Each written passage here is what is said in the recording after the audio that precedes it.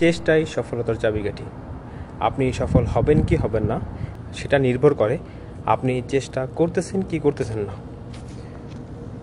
যারা middle east থেকে ইউরোপের দিকে মুভ করতে চান বা বাংলাদেশ থেকে ইউরোপের দিকে মুভ করতে চান, আপনারা অনেকেই আমরা যেটা করি আর কি, শুধু ফেসবুকে বিভিন্ন গ্রুপে স্ক্রল করি, ইউটিউবে অনেক ভিডিও দেখি, কিন্তু কেউ চেষ্টা করি না।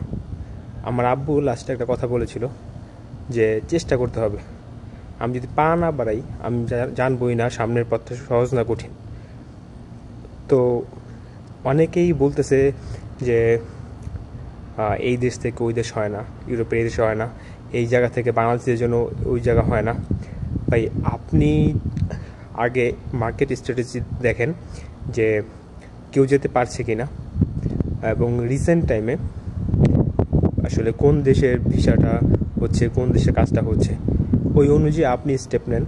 ইনশাল্লাহ আপনার যদি চুজ ঠিক থাকে, এজেন্সি বা এজেন্ট যদি আপনি সঠিকভাবে ধরতে পারেন এবং সে যদি আপনাকে সঠিকভাবে সকল ডকুমেন্টস ঠিকঠাক মতো অ্যাপ্রোপ্রিয়েট ডকুমেন্টসগুলো আপনাকে প্রোভাইড করে, তাহলে ইনশাল্লাহ আশা করছি আপনার ভিসা অবশ্যই হবে।